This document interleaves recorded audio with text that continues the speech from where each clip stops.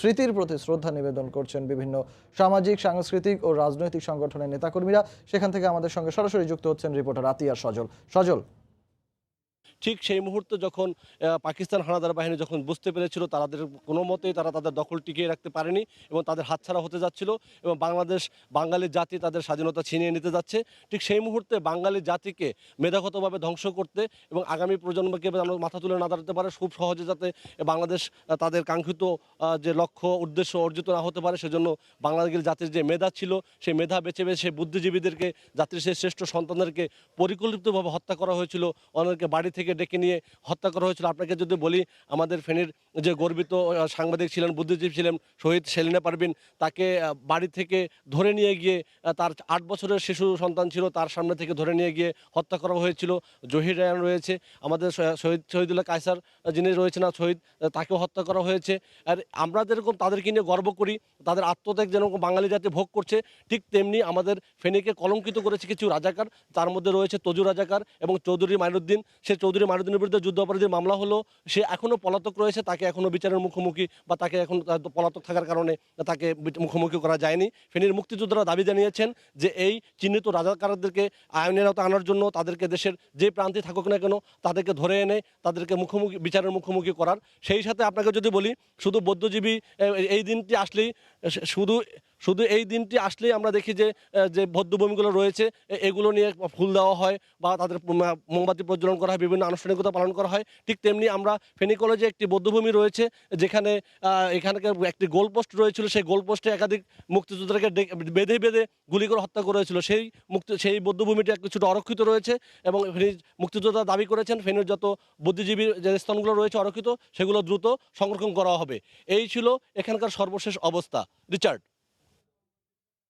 শহীদ বুদ্ধিজীবী দিবস উপলক্ষে ফেনী সরকারি কলেজ সংলগ্ন বৌদ্ধভূমিতে মোমবাতি প্রজ্বলন করছিলেন বিভিন্ন সামাজিক ও সাংস্কৃতিক অঙ্গ সংগঠনের বিভিন্ন নেতাকর্মীরা। সে খবর জানাতে আমাদের সাথে যুক্ত হয়েছিলেন সহকর্মী আতিয়া সজল। ঠিক একইভাবে চট্টগ্রামের পাহাড়তলীতে বৌদ্ধভূমিতে মোমবাতি প্রজ্বলনের মাধ্যমে শহীদ বুদ্ধিজীবীদের প্রতি শ্রদ্ধা নিবেদন করছেন সর্বস্তরের মানুষ। সেখানে আছেন রিপোর্টার পার্থ প্রতিম বিশ্বাস। আমরা সরাসরি চলে যাব তার কাছে। ধন্যবাদ রিচার্ড। আমরা আছি চট্টগ্রামের নগরীর পাহাড়তলীর বৌদ্ধভূমিতে। আজকে শহীদ বুদ্ধিজীবী দিবস। এই বুদ্ধিজীবী দিবস উপলক্ষে শহীদদের শ্রদ্ধা নিবেদনের জন্য উদীচী শিল্পগোষ্ঠী খেলাঘরের উদ্যোগে কিন্তু মোমবাতি প্রজ্বলনের আয়োজন করা হয়েছে। ঠিক একটু আগে কিন্তু এখানে মোমবাতি প্রজ্বলন শুরু হয়েছে। চট্টগ্রামের যে পাহাড়তলী বৌদ্ধভূমি রয়েছে, এই বৌদ্ধভূমিটি জল্লাদখানা নামে পরিচিত ছিল 1971 সালের 14ই ডিসেম্বর। এখানে কিন্তু অনেক মানুষকে কিন্তু এনে হত্যা করা হয়েছিল এবং মুক্তিযুদ্ধ চলাকালীন অবস্থায় এই পুরো জায়গাটিতে কিন্তু প্রচুর মানুষকে বিভিন্ন সময় জবাই করে হত্যা করা হয়েছে। মানুষকে গলা কেটে বা জবাই করে হত্যা করার কারণে এখানে এই জায়গাটির নাম কিন্তু জল্লাদখানা নামেও তখনকার পরিচিত ছিল। কিন্তু এই জায়গার বেশিরভাগ অংশ কিন্তু এখনো পর্যন্ত আসলে দখলমুক্ত করা সম্ভব হয়নি। স্বাধীনতার এত বছর পার হয়ে গেলেও পাহাড়তলীর যে এই বৌদ্ধভূমিটির যে জায়গাগুলি দখলকৃত স্থান রয়েছে, সেই দখলকৃত স্থানটি সবগুলোই কিন্তু সরকারকে আহ্বান জানানো হয়েছে এখান থেকে আজকে যাতে দখলকৃত জায়গাগুলো উদ্ধার করা যায়।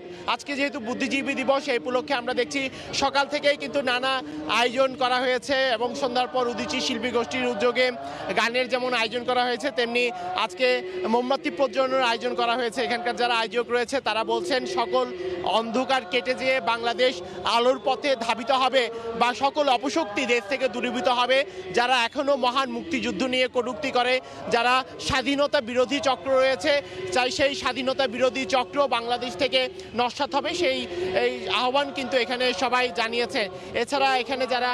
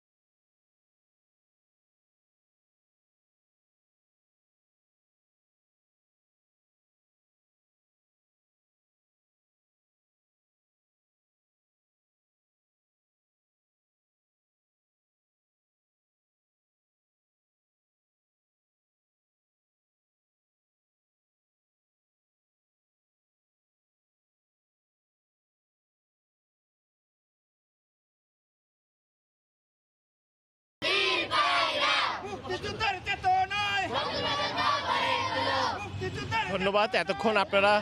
এতক্ষণ আপনারা শুনছিলেন যারা মুক্তিযুদ্ধে যারা 14ই ডিসেম্বর যেসব বুদ্ধিজীবী শহীদ হয়েছিলেন চট্টগ্রামের এই পাহাড়তলি বৌদ্ধভূমি ছাড়াও নগরীর অন্যান্য জায়গায় বা বিভিন্ন উপজেলাগুলোতে অনেক বৌদ্ধভূমি রয়েছে যেগুলো কিন্তু এখনো আসলে সংস্কার করা হয়নি বা যেগুলো দখলকৃত জায়গা রয়েছে সেগুলো এখনো উদ্ধার করা হয়নি। এখানে যারা সাধারণ মানুষজন রয়েছেন বিভিন্ন সংগঠনের পক্ষ থেকে আমরা দেখেছি খুদে শিক্ষার্থীরা এখানে এসেছেন এবং আজকে তারা মহান মুক্তিযুদ্ধে যারা শহীদ হয়েছে 14ই ডিসেম্বর যেসব বুদ্ধিজীবী শহীদ হয়েছে তাদেরকে আজকে স্মরণ করলো। আমরা দেখেছি খেলাঘর এবং উদীচীর পক্ষ থেকে এই আয়োজন করা হয়েছে। তো এই ছিল আমার কাছে এখনো পর্যন্ত নগরীর পাহাড়তলি বৌদ্ধভূমি থেকে এখানকার সর্বশেষ খবর। রিচার্ড। শহীদ বুদ্ধিজীবী দিবস উপলক্ষে চট্টগ্রামের পাহাড়তলি বৌদ্ধভূমিতে এই মুহূর্তে আমরা যেটি দেখছিলাম গণসংগীত এবং মোমবাতি প্রজ্বলন করছিলেন সর্বস্তরের মানুষ। সে বিষয়ে সবশেষ খবরাখবর জানাচ্ছিলেন আমাদের সহকর্মী পার্থপ্রতিম বিশ্বাস।